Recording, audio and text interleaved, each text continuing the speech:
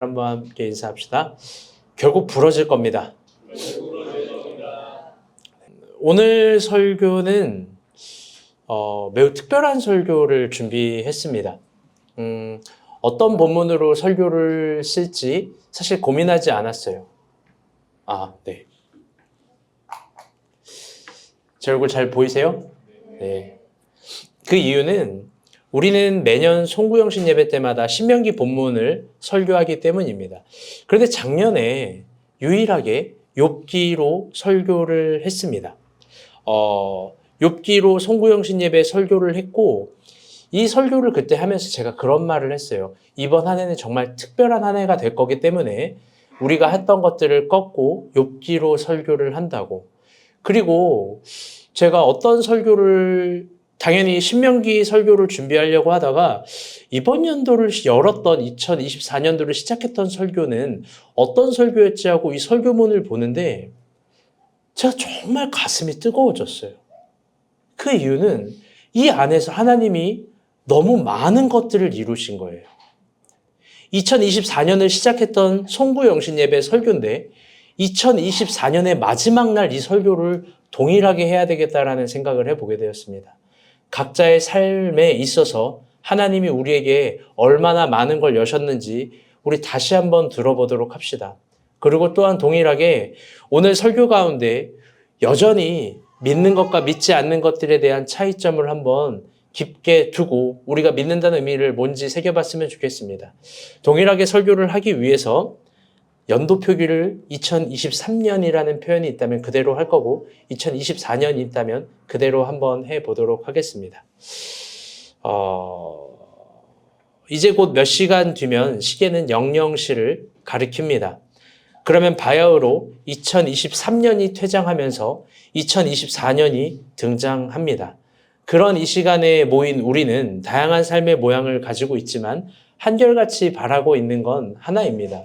그건 어떤 거냐면 내게 내년에는 좋은 일이 있기를 바라는 겁니다.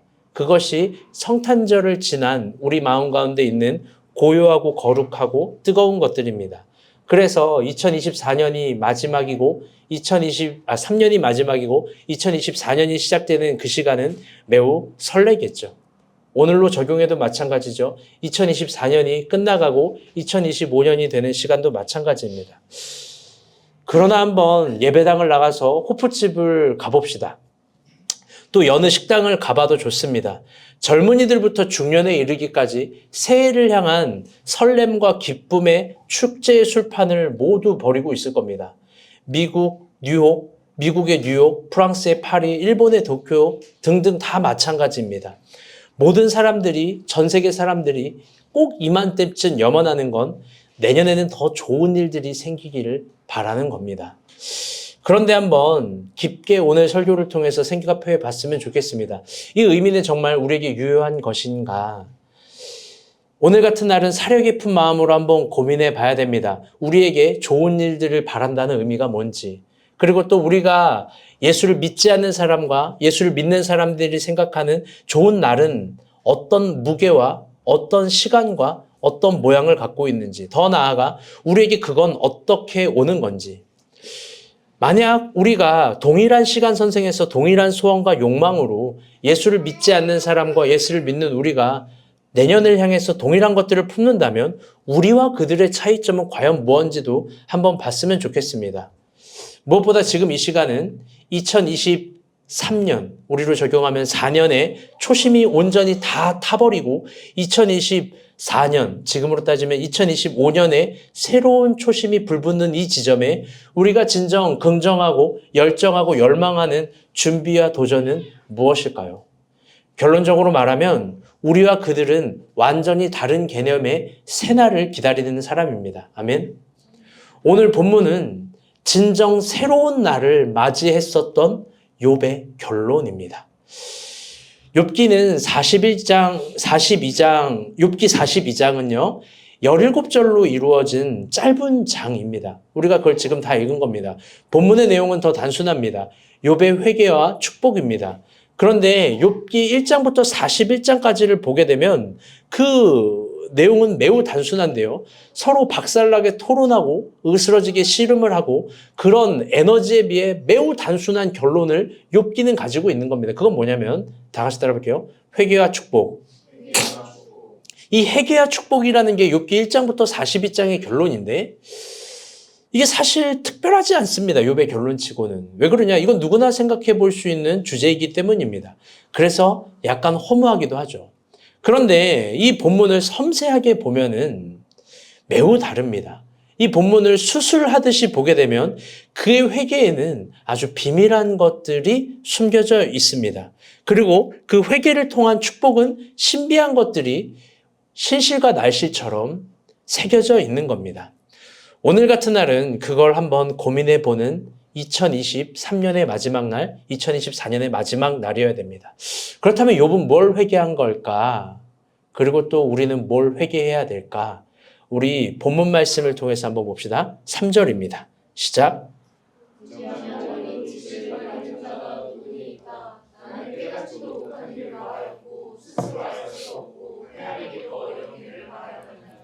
아멘. 많은 사유의 과정과 신학의 매듭을 설명해야 되는데 생략하고 결론적으로 말하면 욥의 회개란 무슨 회개냐면요. 다시 따라볼게요. 말의 회개. 욥의 회개는 말의 회개입니다. 그러나 성경에 표기된 대로 무지한 말, 깨닫지도 못한 말, 헤아리기도 어려운 말을 해서 회개한 게 아닙니다. 또 욥이 치명적인 말실수를 하거나 하나님의 기분에 못 맞추는 말을 해서 회개한 것도 결코 아닙니다. 오늘 본문을 그런 말의 실수들로 이해를 해서는 절대 아닙니다.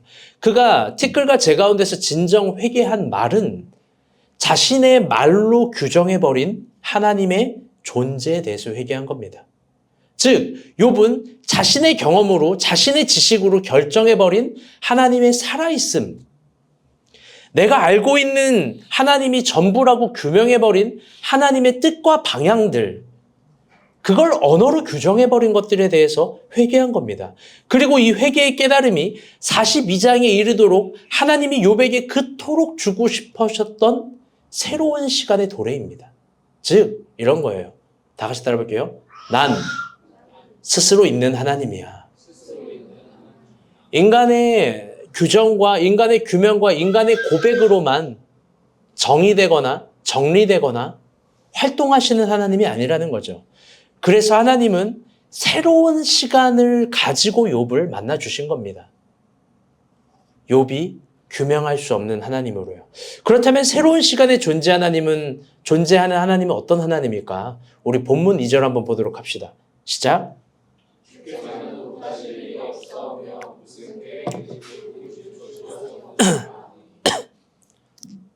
다시 한번 읽어볼게요. 중요한 구절에서 시작.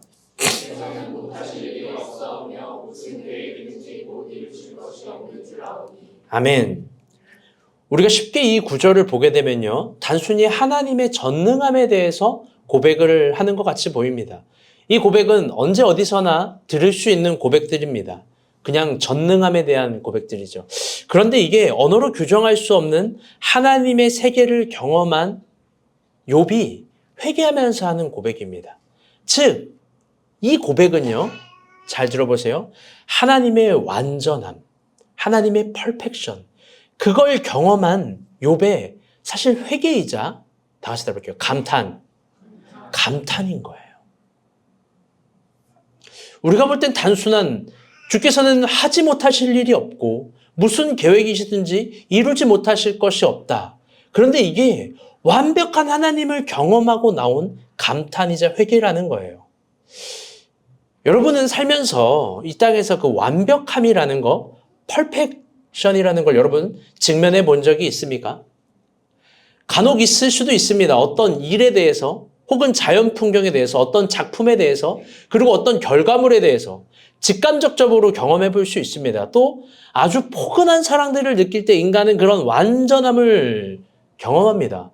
그리고 또 우리 형제들은 정말 예쁜 자매를 보면 그런 완벽함을 경험하지 않습니까? 아니에요? 저는 우리 미소를 볼 때마다 야, 저게 사람인가? 저게 천사인가? 그럼 미소도 그런 얘기예요. 맞춰봐 이래요. 그런데 그런 완벽함을 경험할 때 인간의 감정은 어떻게 되냐면요. 재미있게도 그때 사람은 작아지고 단순히 감격하는 것을 넘어서 동경하게 되고 환희에 무너지게 되고 그리고 거기에 복종되고 싶어 하는 마음이 듭니다. 왜요? 하나님이 인간을 그렇게 만드셨어요. 그게 뭐냐? 그게 성서의 언어로 뭐냐면 경외라는 거예요. 경외. 이 히브리어로 야레라는 거예요. 문자의 의미를 해석하면 두려움, 공경, 공포라는 뜻이에요. 우리가 경외라는 말을 들어봤을 거예요. 두려움, 경외라는 거 두려움, 공포, 공경함. 그런데 이런 문자적인 의미만 있냐? 사실 그렇지 않아요. 이 문자적인 국어적 정서로는 다 해석이 할 수 없어요. 왜 그러냐? 만약에 두려움, 공포, 공경 이런 게 경외의 전부라면은 여러분 사람은 곰 같은 거 하나 경험하고 곰 앞에서도요. 사람은 막 두려움을 느껴요. 여러분 술에 만취한 사람이 이제 연말에 많을 거예요. 아까도 용식 형제랑 여기 창밖을 봤는데 아저씨가 쓰러지셨어요. 그래가지고 뇌출혈인 줄 알았는데 술 취해가지고 쓰러졌어요. 도로로. 친구들이 막 이렇게 들어서 날리는 거예요. 그런 술 만취한 사람이 지원 간사 앞에서 쓰러졌다고 쳐봐요. 으아! 근데 우리는 그걸 경외한다라고 얘기하나요? 아니에요. 우리는 조폭 앞에서도 그런 걸 느낄 수 있고요. 추잡한 사람 앞에서도 그런 걸 느낄 수 있고요. 예의 없는 사람 앞에서도 그런 두려움과 공포를 느낄 수 있습니다. 그런데 그렇다라고 해서 우리는 그걸 경외라고 말하지 않아요. 야레라고 말하지 않아요. 야레라는 거, 경외라는 것은요. 완벽한 것들을 경험할 때 그 앞에서 느껴지는 나의 작아짐, 가치 없음, 더 나아가 그 앞에서 구속되어지고 싶고 동경하고 싶어하는 그런 존경심입니다. 퍼펙션이라는 건 그걸 불러일으켜요. 그게 전도서 3장에서 나오는 영원을 사모하는 마음을 주셨다는 거예요. 여러분 우리가 왜 하나님을 사랑하냐? 그분이 우리를 사랑하시기 때문이기도 하지만 그분의 완벽함과 영화로움과 그분의 거룩함을 경험하면 그 앞에서 복종되어지고 동경되어지고 작아지고 싶어하고 그를 진심으로 존경하고 사랑하는 마음이 드는 거예요. 그게 특별한 거예요. 그래서 그걸 아가서는 이렇게 표현하는 거예요. 신부의 마음. 신부의 마음이 창조되는 겁니다. 그런 경외의 마음은 진정 아름다운 겁니다. 그렇게 욥은 순박한 관점에서 하나님의 전능함을 신앙 고백한 게 아니에요. 하나님 뭐든지 할 수 있습니다. 하나님은 능치 못하심이 없습니다. 그게 아닙니다. 완벽한 하나님, 광의한 하나님, 퍼펙션한 하나님을 눈으로 직면하면서 감탄하고 경탄한 거예요. 아, 하나님이 이런 존재구나. 내가 문자로 알고 있는 하나님이 아니라 존재하는 하나님은 이런 존재구나.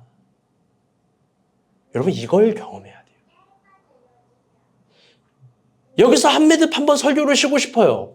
여러분에게 2024년은 여러분에게 하나님께서 이루신 그 크고 특별하고 섬세한 일들을 보면서 이번 주 설교를 기억합시다. 은혜. 하나님이 얼마나 크신지를 더 인정하고 경험하고 내가 그분을 사랑하는 마음이 더 들었던 한 해이기를 바랍니다. 아멘? 그럼 반대로 말하면 하나님 외에는 아무것도 두려울 게 없는 상태가 돼야 되는 거예요. 하나님 외에는 사실 내 뜻이 틀어지고 내 계획대로 되지 않고 내가 어떤 것들을 안 돼도 관계없는 거예요. 왜? 주는 못하실 일이 없으니까. 어쩌면 욥이 깨달은 아주 위대한 진리는 그런 지점인 거예요. 그래서 욥은 이런 말을 합니다. 5절 6절입니다. 시작.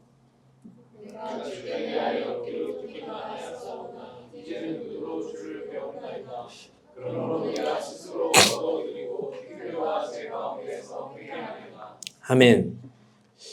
욥은 기준을 내려놓습니다. 이 조금 시험해 드릴 수 있는 말인데요. 한번 표현해 볼게요. 우리가 본 교회 수준이라면 이제 이런 걸로 시험 안 되기도 할 텐데 욥은 그가 경전을 통해서 귀로 듣던 희미한 하나님의 존재를 내려놓는 거예요. 왜냐하면 그가 눈으로 직면한 하나님은 경전을 넘어선 하나님인 거예요. 그 하나님은 모든 시간과 힘과 에너지와 선악의 기준을 가지고 계신 그 자체예요. 욥이 회개를 하기 전에 하나님 물어보는 게 38장부터 41장까지 물어보는 게 이런 거예요. 야, 태양이 어떻게 태어났는지 알아? 요 비가 어떻게 오는지 알아? 우주가 어떻게 탄생됐는지 알아? 삼라만사 별이 뭔지 알아? 너 리워야단이 언제적부터 존재했는 줄 알아? 욥이 도저히 알 수 없는 것들만 한 850가지 질문을 막 펼쳐놔 버려요. 그러면서 욥 너 바보야를 말하는 게 아니라 네가 하나님에 대해서 뭘 아는데 이런 얘기를 하는 거예요. 그는 완전히 새로운 시간의 탄생을 경험해요. 그건 뭐냐? 잘 들어보세요. 하나님이 기준이 되는 거예요. 여러분 이게 무서운 말이고요. 이게 단순한 말이고요. 이게 진짜로 위대한 말이에요. 내가 세워놓은 기준, 신앙 안에서 내가 확고히 세워놓은 기준도 넘어서 하나님이 지금 은혜를 주시는 방향으로, 하나님이 지금 깨닫게 해주시는 방향으로, 하나님이 말씀하시는 방향으로, 하나님 존재 자체가 기준이 되는 겁니다. 그럴 때 모든 것들이 새로워져 보이는 겁니다. 여러분은 이번 한 주 연말이었는데 어떻게 보내시고 계셨는지 모르겠습니다. 그런데 제가 이 구절을 쓰면서 되게 웃겼습니다. 작년에 이런 말을 썼더라고요. 그런데 저는 어느 때보다 바쁘고 분주하게 보내고 있습니다. 만물의 피곤함을 표현할 길이 없습니다. 작년에 한가했더라고요, 제가. 제 아내가 그런 얘기를 해요. 3주 동안 하루 집에 들어왔습니다. 제가 그랬어요. 어쩌라고. 부부가 사이가 안 좋다는 게 아니라 그 정도로 바빴다는 거예요. 제가 어제도 나갔어요. 미소가 이제 그래요. 아빠 왜 안 나가 이래요.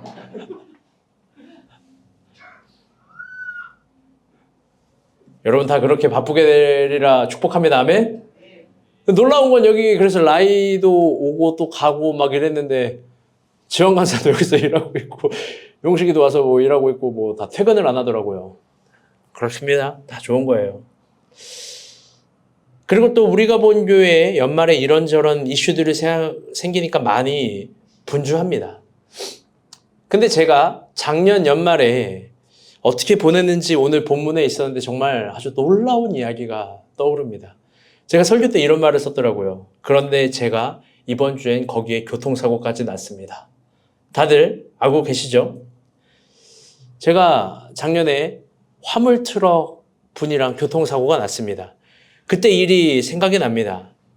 그때 사고가 났을 때 첫 반응은 상대방의 차를 확인하는 거였습니다. 화물차였고 일용직 근로자 같기에 저는 먼저 그분을 걱정했죠. 그게 배어있는 습관이에요. 괜찮으세요? 다친 곳 없으세요? 라고 하니까 저는 따뜻한 인사에 위로를 하고 안부를 물은 건데 욕을 하는 사람을 처음 봤습니다. 욕을 하고 자기 잘못은 아니라고 하고 침을 뱉고 담배를 핍니다.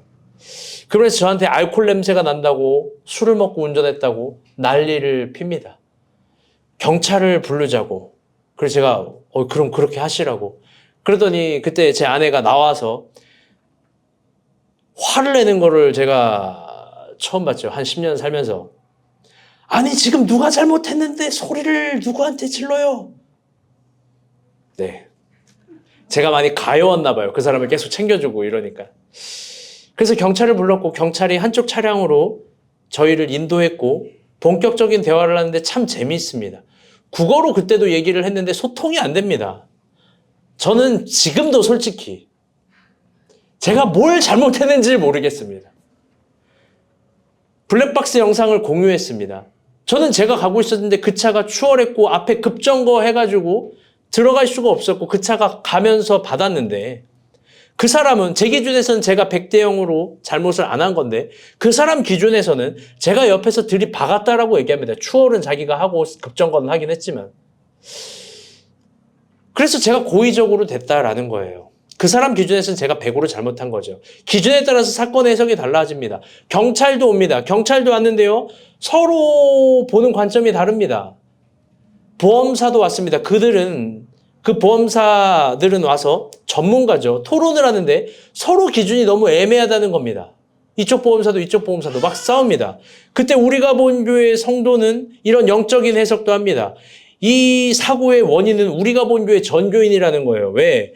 연말에 목사님 스트레스로 교회 일을 집중하지 못하게 많이 교회 일을 스트레스 줬기 때문에 그날따라 컨디션이 안 좋아 보였고 제 사고 과실이 100% 우리가 본 교회 성도에 있다는 거예요. 그치만 이걸 확신해요. 여러분 한번 물어봅시다. 누구 기준이 맞는 거예요? 제 기준이 맞는 거예요? 화물차 그분 기준이 맞는 거예요? 보험사 기준이 맞는 거예요? 경찰 기준이 맞는 거예요? 아니면은 우리가 본 교회의 책임이라고 말하는 그분의 기준이 맞는 거예요? 어떤 기준이 맞는 거예요? 그러면서 저녁에 깊게 기도를 하는데 이런 생각에 잠겼어요. 이 사건을 영적인 기준으로 한번 생각해 본 거예요. 나에겐 왜 이런 일이 2023년 마지막 일주일에 일어난 걸까? 그렇게 잘 해석하지 않는 편인데 한번 해석해 보게 되었습니다. 그런데 담백하게 말하면 오늘 욥의 회개와 같은 거예요. 아주 생뚱맞는 말이지만 인간의 기준과 정의로는 하나님을 읽어낼 수 없는 겁니다. 교통사고 하나만 봐도 기준에 따라서 완벽하게 다른 해석을 합니다. 그런데 여러분, 하나님은 어떨까? 하나님의 일하심이라는 건 어떨까? 우리가 과연 그분이 우리 인생 가운데 일하신다는 걸 어떤 기준으로 해석해내고 바라보고 하나님의 의도를 읽어낼 수 있는 걸까? 그분의 순수한 존재와 행하심을 우리는 어떻게 읽어낼 수 있는 건가? 그분의 의도와 그분의 목적과 그분의 뜻들에 대해서 우리가 과연 그분보다 앞서 읽어낼 수 있는 것들이 있는 건가? 기준이 내가 되는 이상 우리는 결코 하나님의 섭리를 이해할 수 없습니다. 기준이 내 기분과 감정이 되는 이상 하나님은 언제나 이해될 수 없는 겁니다. 우리가 진정 배워야 될 신앙의 기준은 내가 기준이 아니라는 거예요.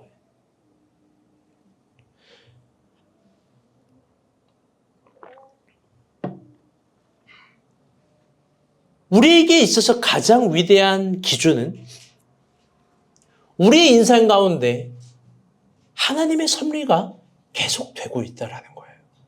그래서 결국 욥은 이렇게 회개합니다. 3절 말씀 봅시다. 시작.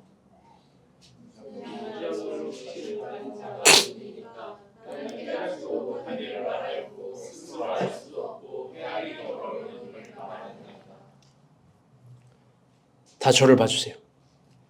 욥은요, 자신이 무지한 말로 깨닫지도 못하는 말, 헤아릴 수도 없는 말을 사용해서 결국 그가 가려버린 게 뭐냐면 여기서는 이치래요.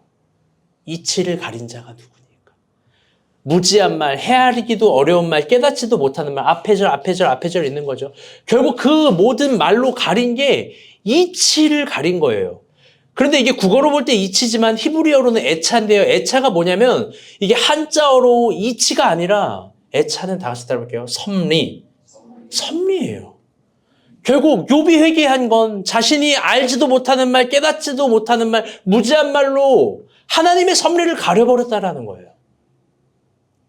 그걸 회개한 거예요. 욥은 확실히 깨달은 겁니다. 뭐요? 하나님의 섭리가 자기의 인생 가운데 계속되고 있다는 걸 하나님을 이해하지 못해요. 자신에게 주어진 고난, 욥의 고난이 어마어마하지 않습니까? 그 고난이 자기에게 주어졌는데 그 고난이 주어졌어도 하나님의 섭리, 하나님은 나를 안 사랑해. 나는 죄인인데 인과응보적으로 벌을 받아서 그게 아니라 하나님의 섭리가 계속되고 있다라는 지점이에요. 그리고 그 섭리가 가장 완벽하고 크고 견고하다라는 거예요. 이게 그의 결론이에요. 여러분, 이번 한 해를 진지하게 돌아봅시다. 저는 이 부분에서 소름이 돋았습니다.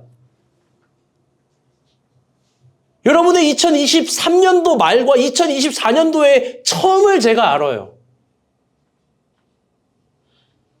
하나님의 섭리를 깨달은 사람이 여기에 많아요. 하나님의 섭리는 정확했고 하나님의 섭리는 내 인생에게 계속 기회를 줬고 하나님의 섭리는 나에게 현상을 뛰어넘는 걸 시간으로, 기회로, 공간으로 많은 것들로 역사하고 있었던 겁니다. 가장 위대한 발견입니다. 다 같이 따라볼게요. 하나님의 섭리. 여러분, 보이는 게 다가 아니고요. 느끼는 게 전부가 아니에요. 내가 아무리 하나님이 나를 사랑한다는 걸 못 느끼고 내가 기도한 대로 응답되지 않고 내가 신앙한 대로 모든 세계가 내 주머니에 들어오지 않는다고 해도 하나님의 섭리가 없는 게 아니에요. 내 시간을 내가 이해하려 하지 마요. 욥이 회개한 건 그거예요. 내 시간을 내가 이해하려고 한 거. 여러분 그거 아무도 몰라요. 히브리서 11장을 보잖아요. 그러면 이런 고백이 나와요. 믿음의 고백들 막 믿음의 사람은 뭘 했고 나는데 마지막에 이런 얘기를 하는 거예요. 그들은 약속을 받았으나 증거를 얻지 못해도 하나님을 따라갔다. 여러분 참 믿음이 그런 거 아닙니까? 이 눈에 아무 증거 안 입에어도 따라가는 거 아닙니까? 여전히 우리 가운데 섭리 있는 인생은 계속되어 갑니다. 아멘? 놀랍고 무서운 깨달음이었어요.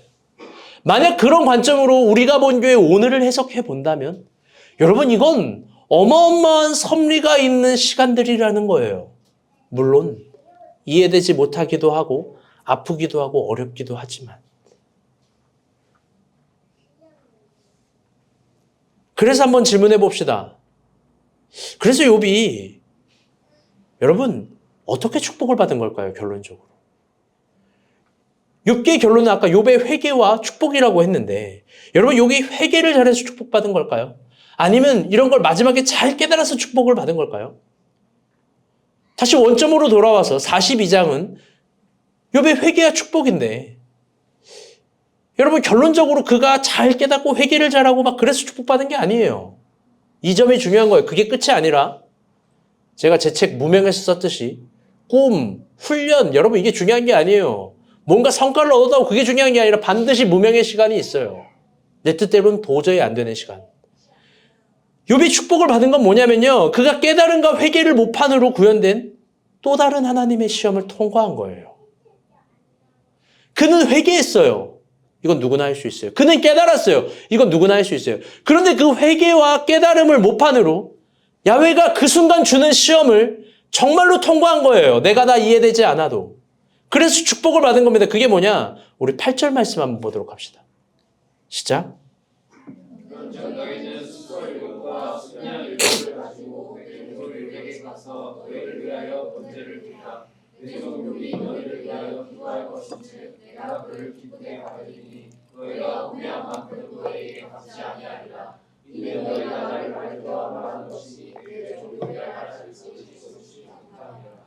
이게 너무 무서운 말이에요. 잘 들어봅시다. 이게 진짜 재밌는 건데요. 하나님이 욥의 친구들과 욥에게 각각 이상한 명령을 내려요. 어떤 명령을 내리냐? 내 종 욥에게 가서 너희를 위하여 번제를 드리라. 욥이 너희를 위하여 기도할 것인즉 내가 그를 기쁘게 받으리라. 여러분 이게 문법으로 너무 이상한 거거든요. 서로를 위해서 화목 제물을 드리래요. 먼저는 욥에게 가서 너희를 위해서 번제를 드리래요. 그런데 그렇게 되면서 내 종 욥이 너희를 위하여 기도할 것인데 그럼 너희를 받아야 되거든요. 내가 윤희를 위해서 기도하면 윤희가 하나님께 받아 내가 그러면은 윤희가 하나님께 들어간다 뭐 받는다 해야 되는데 그러면 내가 욥을 받겠다 해요. 그러면 내가 그를 기쁘게 받으리라. 여러분 그들은 1장부터 37장까지 줄기차게 싸운 존재예요. 서로 원수예요. 윤희 친구 중에 원수 있어요?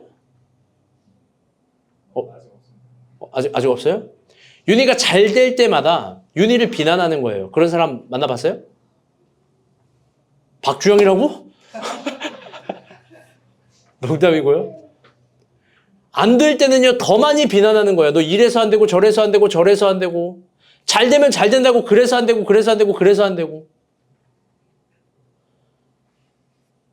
여러분, 그런 사람 진짜 다 한 대씩 막 때려드리고 싶지 않습니까? 근데 욥의 친구들은요, 진짜 그런 사람들이에요. 1장부터 37장까지 줄기차게 싸운 원수 같은 존재입니다. 그런데 그들에게 화목제를 드리래요. 그것도 수소 7과 수양 7마리로 완벽하게 성스러운 제사를 드리라고 합니다. 이거 할 수 있을까? 이거 할 수 있을까? 이거 굉장히 자존심 상하는 일이에요. 왜? 욥은 끝까지 자기가 잘못하지 않았다라고 생각하면 이거 못하는 거예요. 여러분 부부싸움 하죠? 용식 지원 부부싸움 해요? 신길동 최수종 같은 존재니까. 이성민, 정현미 부부싸움 해요? 누가 먼저 미안하다 그래요? 그때마다 달라. 연미가 많이 하나, 성민이가 많이 하나? 성민이가 많이 해요. 진짜로 성민이가 연미를 사랑하는 거예요. 아마 성민 형제 목 끝까지 난 아직도 뭘 잘못했는지 모를 거예요. 용식 형제 지원자매 누가 먼저 사과를 해요? 용식이 말을 안 해요. 지원자매가 훨씬 사랑하는 거예요. 용식이 진짜 못났네. 이게 이해가, 부부는 감성이에요. 여러분 이성이 아니에요. 논리가 된다고 말하는 게 아니에요. 논리로 싸우면 여러분 제가 윤희 주영이는 누가 먼저 미안하다 그래요? 아, 싸우지 않나요? 그래요. 갑자기 궁금하네요. 은비 간사는 누가 먼저 미안하다 그래요? 둘 다 미안하다 그래. 와. 여기는 은근히 부부가 굉장히 이상적이야. 그래서 이상형인가? 미안해. 더 사랑하는 사람이 언제나 이해가 되지 않아도 미안하다고 하는 거예요. 성령께서 하시는 말을 귀 있는 자는 들을지어다. 여러분 그런 겁니다. 그런데요, 자존심 강한 사람은 저렇게 끝까지 말을 안 하는 거예요. 내가 깨달을 수 있어요. 회개할 수 있어요. 이거 누구나 할 수 있는데 끝까지 내가 하나님께서 명하신 거 못 할 수 있는 거예요. 자존심은 인간 끝에 있는 감정이고 하나님이 결국 그거 내려놓게 하는 겁니다. 하나님의 섭리를 이해하려면 결국 그 지점이 내려놔줘야 돼요. 반대로 하나님으로 부리는 자존심은 하나님이 책임지는 거죠. 하나님으로 부리는 그 자존심은 하나님 끝까지 믿음으로 책임져 주시는 거예요. 그러면서 그들은 욥에게 서로 제사를 드리라고 합니다. 화목제를. 저에게 적용을 해봤어요. 하나님이 그 화물 연대차를 위해서, 그분을 위해서 제가 사고 비율이 8대2가 나왔어요. 제가 2예요. 제가 8이에요. 제가 8을 잘못했대요. 근데 제가 자동차 보험을 그때 자차를 안 들었어요. 할렐루야.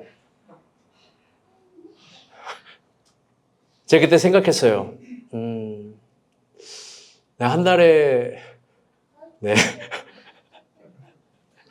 한 달에 밥값만으로도 보험을 들 수 있을 텐데.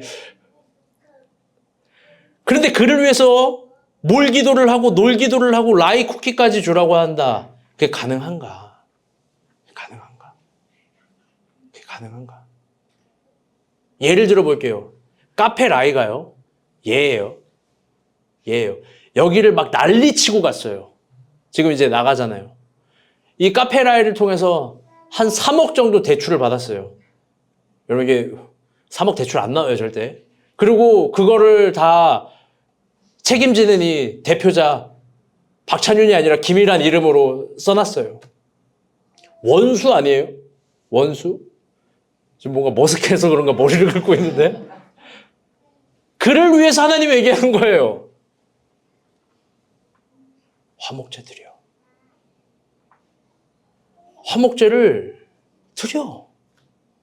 그걸 그가 받아줘야 내가 너를 받을 거야. 현미자매 잘 들으세요. 현미를 혹 아프게 하는 사람이 있을 수 있어요. 현미를 어렵게 하는 사람이 있을 수 있어요. 그 사람에게는 늘 자존심이 세워져요. 그런데 섭리를 깨달은 욥은 하나님이 말하는 거예요. 너 자존심? 내가 원하면 그것도 내려놓을 수 있어야 돼. 그를 위해 기도하고 그를 위해 화목제물을 드리는 거야. 그래서 그걸 하는 겁니다. 그런데 한번 여러분 질문해 봅시다. 진지하게 얘기해 봅시다. 그런데 이런 말도 안 되는 게 여러분 고작 이따위 있게 하나님께서 진심으로 바라는 시험이라면 여러분 고작 이 정도가 이런 말도 안 되는 것들이 하나님이 모든 것의 기준이 되는 하나님의 정의라면 여러분 어떨까요? 분명 욥은요, 하나님의 완벽함을 눈으로 봤어요. 더 나아가 하나님의 섭리가 이 땅에서 가장 완벽한 법칙이라는 것을 깨달았습니다. 그래서 하나님이 당신의 편에서 새로운 기준을 제시하는 거예요. 그게 뭐냐? 회개와 축복이 아니라 화해와 축복입니다. 욥의 축복은 화해예요. 그 친구들과 토론해서 이겼다가 아니라 화해하라는 거예요. 그런데 다시 한번 강조하지만 이걸 문자적으로 도식하면 안 됩니다. 그게 신앙의 원리라고 생각하면 안 돼요. 이런 거예요. 회개는 축복, 혹은 화해는 축복. 그 는, 와, 이 중간 있잖아요. 회개는, 회개와, 화해는 화해와 축복. 여러분, 이게 중요한 게 아니에요. 중요한 건 이 와라는 는이라는 접속사예요. 뭐냐면 끝에 회개, 끝에 화해, 이번엔 뭐가 있는지 몰라요. 그 축복이라는 거, 종속절에는. 이 와에 뭐가 들어갈지 몰라요.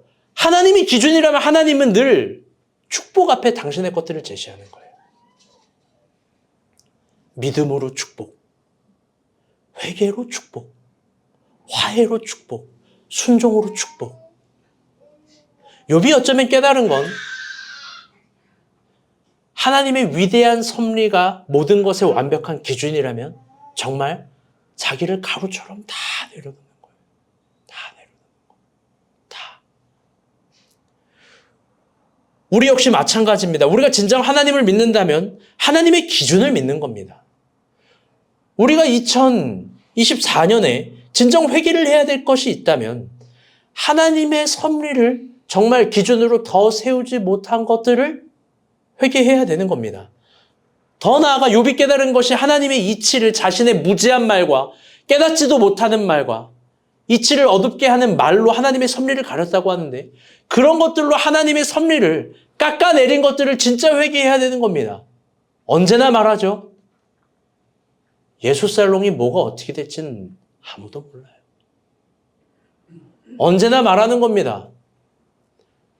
크썸이 뭐가 어떻게 될지 모르고 정영주가 어떻게 될지 모르고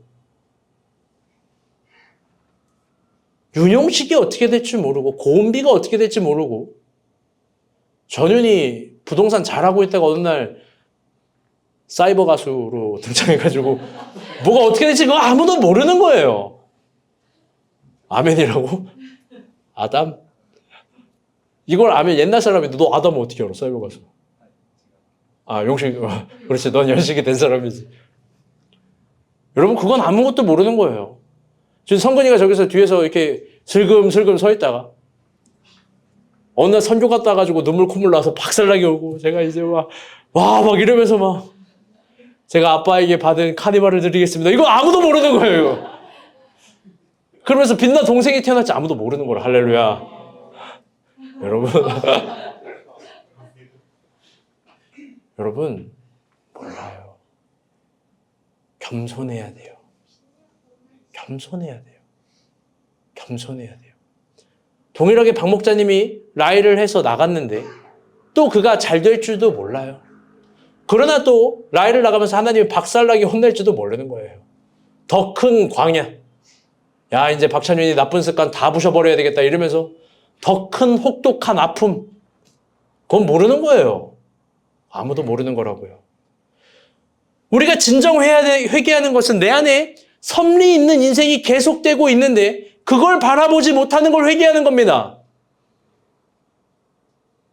그래서 저도 회개했어요. 정말 설교를 준비하면서 회개했어요. 아, 섭리 있는 인생이 내 가운데 계속되고 있는데 섭리 있는 인생이 계속되고 있는데 왜 내가 자존심이 있지? 왜 내가 기준을 갖고 있지? 왜 내가 선을 갖고 있지? 섭리 있는 인생이 있는데 하나님의 섭리가 더 큰데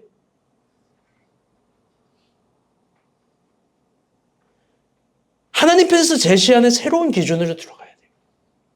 도식화가 아니라 회개는 축복, 화해는 축복, 뭐는 축복이 아니라 언제나 그 앞에 하나님은 새로운 것들을 주신다는 겁니다. 여러분 그렇다면 욥과 그의 친구들은 어떻게 됐냐? 이 하나님께서 새로운 회개를 통한 시험을 주셨는데 새로운 모판의 시험을 주셨는데 우리 9절 말씀 봅시다. 시작.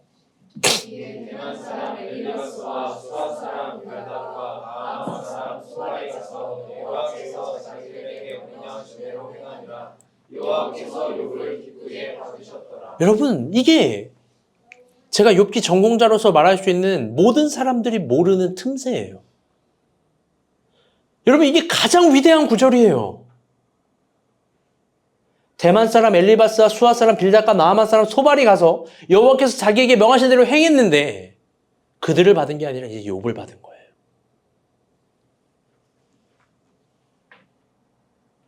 참 재미있는 것은 욥의 화목제로 인해서, 친구들의 화목제로 인해서 욥이 하나님께 인정을 받았습니다. 즉 욥의 의로움과 욥의 경건함이 아니라 자존심을 내려놓는 순종입니다. 친구들도 자존심을 내려놓는 순종입니다. 그런데 그게 하나님의 기준이라고 합니다. 그게 하나님의 시험이라고 합니다. 결국 이 지점을 통과하는 거라고 합니다. 기준이 이상하다고, 이 기준이 억지라고, 하나님이 이상하다고, 이해가 안 된다고 여전히 믿음 없는 사람 그런 얘기할 거예요. 그런데 여러분 10절은 어떤가요? 10절 말씀 한번 봅시다. 시작.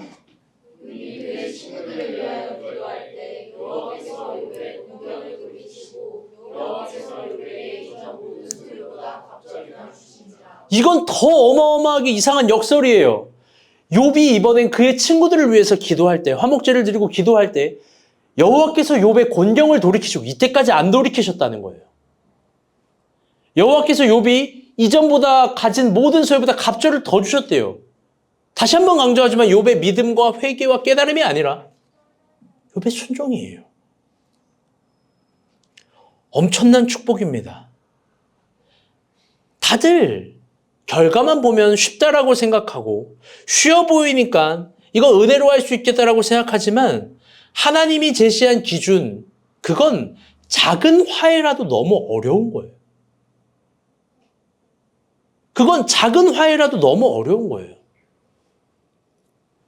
심각한 부부싸움을 할 때 제3자는 다 이해돼요. 제3자가 볼 때는요, 막 다 이해될 거예요. 용식을 제 말을 안 한다. 야, 말 안 하는데도 이유가 있겠지. 그래서 지원 간사가 뭘 한다고 다 이해가 돼요. 제3자 관점에서.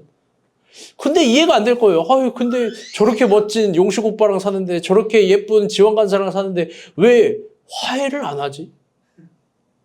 당사자는 여러분 지금 인피니티 워 같은 싸움을 하고 있는 거예요. 지금 건틀렛으로 이걸 누굴 죽여야 돼. 당사자는요 완전 이순신이 되는 거예요. 임전 못하고요. 죽이기 전까지 이기게 아닌 거예요. 그런데 결국 내가 이겨봤자 내가 지는 거예요. 상대방 상처 주면 그래서 내가 지는 겁니다. 앞을 보면 설교를 못하겠네요.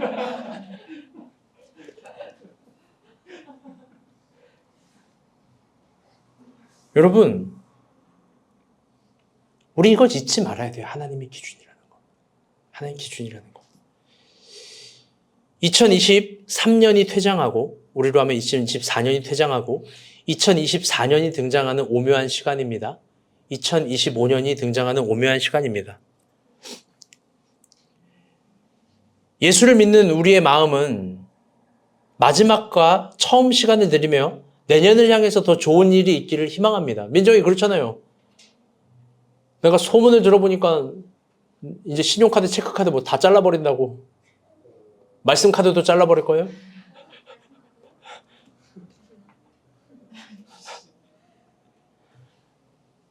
저기 밖에 있는 호프집에 있는 사람들과 치킨집 식당에 있는 젊은이들부터 중년에 이르기까지 모두 거나하게 취해서 동일하게 내년에는 좋은 일이 있기를 막 외치는 거예요. 미국의 뉴욕, 프랑스의 파리, 일본의 도쿄에 있는 사람들도 마찬가지입니다. 다 내년에 막연하게 잘 되기를 바라요. 그런데 우리와 그들은 확실히 다릅니다. 뭐가 다르냐? 기준이 다른 거예요. 기준이 다른 거예요. 이제 2024년이 퇴장하고 2025년이 등장하는 이 시간 진정 정확해졌으면 좋겠습니다. 우리의 기준은 우리가 아니고 내 감정도 아니고 우리의 인생은 내가 계획한 대로 이루어지고 내가 설계한 대로 완공되는 성질의 것이 도무지 아니라는 겁니다. 누가 잘 산 인생과 못 산 인생을 구분할 수가 없는 겁니다. 우리가 진정 가치 있게 여기는 기준은 하나님입니다. 그분이 요구하시는 지점까지 낮아지길 희망합니다. 아멘. 2025년에는 그분이 제시하는 기준까지 헌신하시기를 희망합니다. 아멘. 그분이 제시하는 기준까지 여러분 진정 녹아져 보기를 희망합니다. 아멘. 가장 그걸 잘한 베드로처럼 3번 부인했지만 3번 또 주님을 찾은 그처럼 내가 혹 넘어질 수 있어도 또 그를 찾는 우리가 되었으면 좋겠습니다. 우리에게 정말 중요한 과제는 섭리 있는 인생이라는 걸 정말 믿고 그 섭리 앞에 주님이 매번 제시하는 기준 거기에 내가 녹아지고 함몰되기를 사모하는 겁니다. 왜냐하면 그게 이 땅에서 가장 축복된 인생을 살게 하는 겁니다. 그건 단순히 교회를 다닌다고 모든 그리스도인, 전 세계에 있는 대한민국에 있는 수많은 그리스도인이 교회를 다닌다고 얻을 수 있는 축복이 아닙니다. 섭리가 있다라는 거, 섭리를 발견한다는 거, 그게 가장 크다는 건 교회를 다녀서 얻는 것이 아니라 교회를 다녀서 하나님을 직접 만나야 직립해야 깨닫는 거예요. 그때는 잘 들어보세요. 아직 설교도 안 끝났는데 왜 나왔어요? 잘 들어보세요.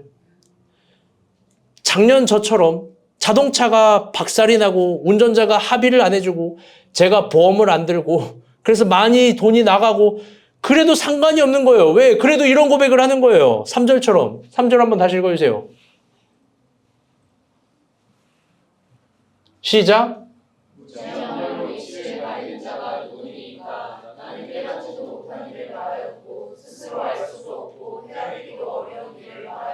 이 절 시작.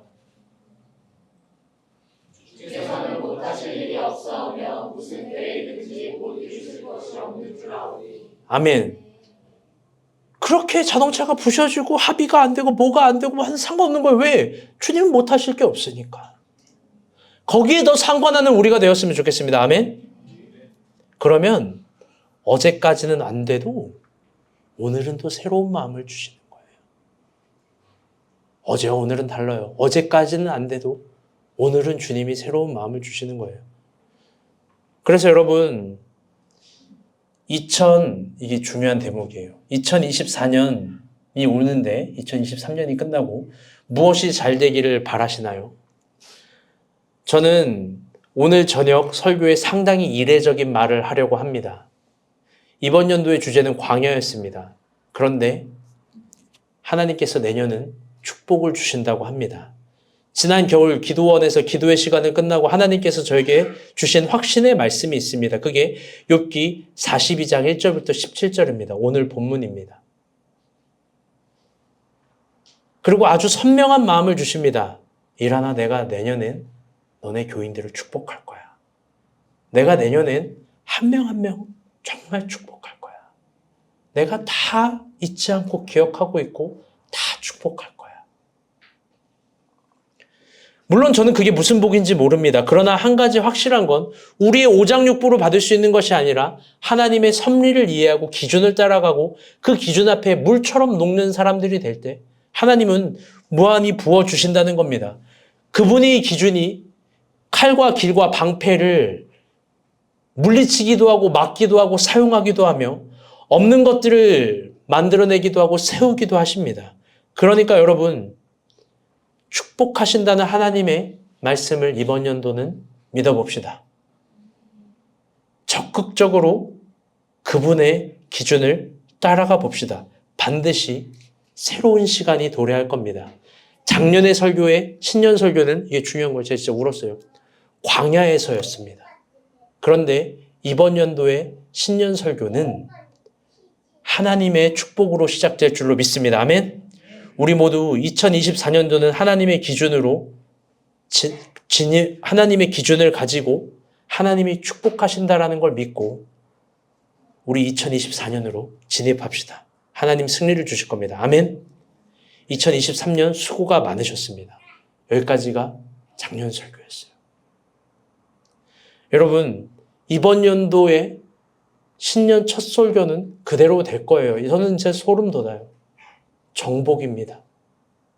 이번 주일 하나님이 우리에게 무슨 말씀을 주시는지 여러분 기대하시길 바랍니다. 아멘.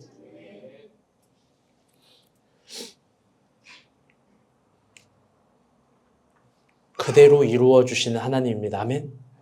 그럼요. 말씀의 결론을 맺도록 하겠습니다. 우리가 본 교회 성구영신 예배 결론들 같습니다. 제가 1년 동안 여러분이 살아가고 잡아야 될 그런 말씀을 기도 안에서 또 기도하면서 1년 동안 여러분을 향해서 사랑과 진실의 마음으로 축복하고 기도하면서 있었던 말씀을 선언해주고 선포해주는 말씀이에요. 그때 하나님께서 각 사람에게 주시는 말씀이 있습니다. 이 말씀이 우리 삶에 섭리 있는 인생으로 이끌어줄 줄 믿습니다. 아멘? 내년은 정복입니다. 정복이 된다면 여러분 진짜 꿈꿔보는 거예요. 야훼가 된다라고 했으니까 동일하게 기준을 내려놓고 그분께로 나아갑시다. 아멘?